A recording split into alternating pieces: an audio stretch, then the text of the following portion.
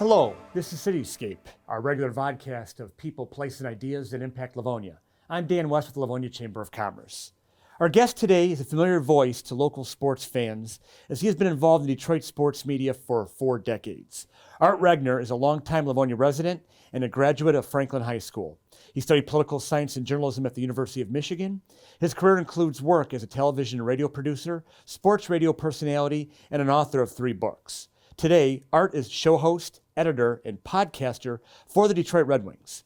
And for those who have heard him on the radio, you know he has never been shy to talk about his hometown. And today, he works as a community volunteer on the board of the Livonia Community Foundation. Art, thank you for joining us today. My pleasure, Dan, anytime. So tell us about what it was like growing up as a kid for you here in Livonia. It was kind of cool because I spent every morning in the summertime or in the springtime and fall playing baseball at Cleveland, and then just walking right down West Chicago to Emerson and going to school. So and then Franklin, of course. I mean, Franklin was a great experience for me. I always enjoyed high school. As editor of the student newspaper, so it was. I always kind of wanted to do what I'm doing. I always kind of knew that I wasn't going to be a good enough athlete to be a professional. I mean, my ultimate dream was to play, hockey for Michigan and then the Red Wings or the Canadians. I mean, I was very specific about the teams that I would play for. But, I just knew that wasn't going to come out and wasn't going to happen. So, I've been in journalism since Emerson. Working on that student paper from 8th grade on. Now, many of us heard your voice for the first time when you were one of the original on-air talents at Detroit's first all-sports radio station, WDFN, in the mid-1990s. Why don't you tell us about how that job came up for you and that whole experience? I knew that if I wanted to be a radio, and I use this term loosely, air talent, I would have to go into personality or talk radio. And it just so happened DFN was starting. I went in and talked to Lorna Gladstone, who was starting the station, and I was the first person they hired. She hired me as executive producer, so I hired a lot of people. I hired a lot of the air talent, Jamie Samuelson, God rest his soul. I hired Jamie from Chicago, Jennifer Hammond, Ike the Mega Man Griffin, Stoney, who I've known from our TV days together forever. So it was just a natural progression for me that I hired all this talent, and they really needed somebody who, who knew Detroit. Some of the guys were from out of state, and I grew up here, and I knew this was my philosophy going in. I love the Red Wings. I love Michigan. I love the Tigers. I'm pleasantly surprised by the Pistons. Whatever they do, I'm into it. And then, of course, the Lions, I hate. And so, and I was kind of Lions free. And then, that's what started the Sunday afternoon sitting when I'd have the meltdowns after Lions losses, or then, ice time where I'd be, Captain Red Wing or something, endeared myself to the players, and, Red Wings, my Red Wings and all that. Tell us one of your more memorable interviews that you've done. Wow. I've interviewed a lot of people. I know you have. It's hard to pick one. I know. Yeah, well, I just had a great interview with Steve Yzerman, who I've known since he was, a teenager. And that turned out to be pretty cool. The interview itself was like 15 minutes, and we talked like 10 minutes before the interview began, and then we talked for almost an hour after. And, Steve's a very...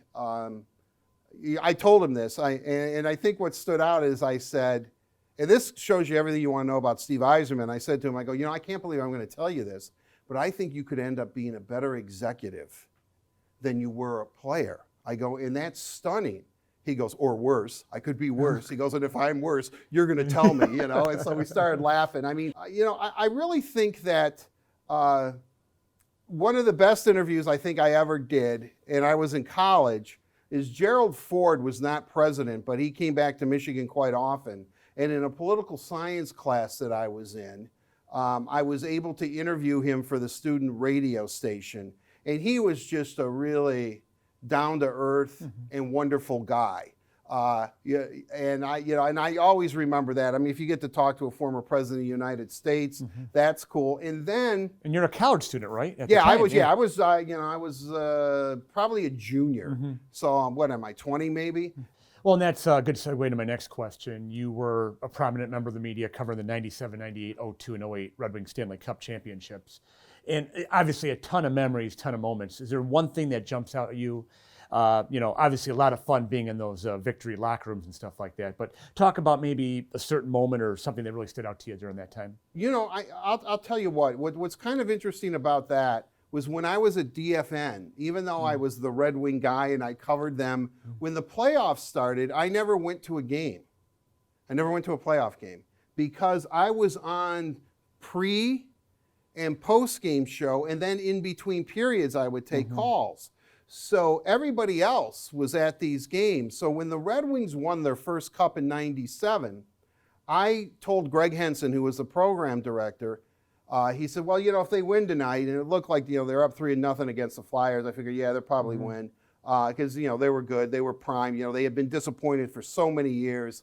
These guys were ready to win the cup. I could feel it, I could just see it. I knew them all. I mean, I knew that, they were playing for keeps. And so I told Henson, I said, listen, man, if a Detroit sports team wins a world championship, I'm not going to toss to a nationally syndicated show. I am only going to toss to a local show, here, so people from Detroit can talk about it. I mean, we should just we should celebrate it. So little did I know that the next show after the Red Wings won was at 11 a.m. the next day. So I ended up staying on the air the whole time, which then after every cup. So for 12 hours, 11 a.m. At least. Yeah. Well, I used to do radiothons. It wasn't, but like Marty LaPointe called me like 4 times. And each time, let's say he was feeling happier and happier with each phone call. But I stayed on. And the reason I'm telling this story because the next show after me was called In the Paint. It was Sunday. They won the cup on a Saturday night. Yes. Was Sunday. Was Tim McCormick's In the Paint. Well, I knew Tim McCormick as a Michigan basketball player, and I really liked Tim McCormick. I have enormous amounts of respect. And Tim McCormick came into the studio as I was wrapping up. I'm saying, okay, that's it. In the Paint's coming up next. Thanks, everyone, for joining me, and, this is great and all this kind of stuff. He walked in, and he shut the door, and he got really emotional. I mean emotional. And he said to me, he goes, Art, I want to tell you something. What you just did, it's one of the greatest things that anybody has ever done for this city. He goes, by staying up all night, he goes, I can't tell you. I just want to thank you on behalf of everybody, every sports fan in Detroit. And I'm not saying that to pump myself up. I'm really not. But coming from somebody like him, who I actually respect, who's an athlete too, and a good athlete. They won an NIT championship, his Michigan team, when the NIT was pretty big. For me, I don't know if it gave me validation, but it made me feel good.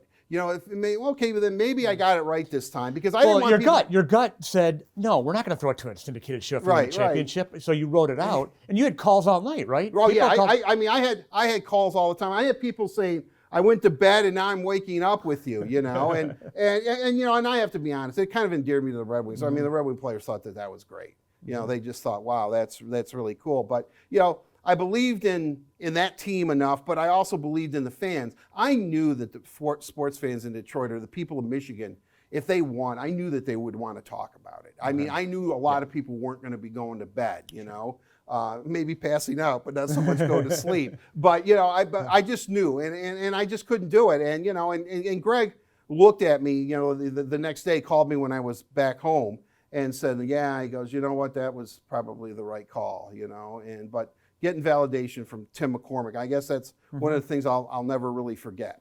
Well, Art, I thank you for your time and speaking with us today. I'm sure we could go on and on for a long time. Hey, I want to talk about my favorite Livonia haunts, So we'll have to talk about Bates at another time, I guess. Right. Yeah, sorry, Dan. I know I talked way too long. So it's all good. But I appreciate you finding time. I know you're busy. I appreciate you coming out. And I thank all of you for watching this edition of CityScape. We'll see you next time.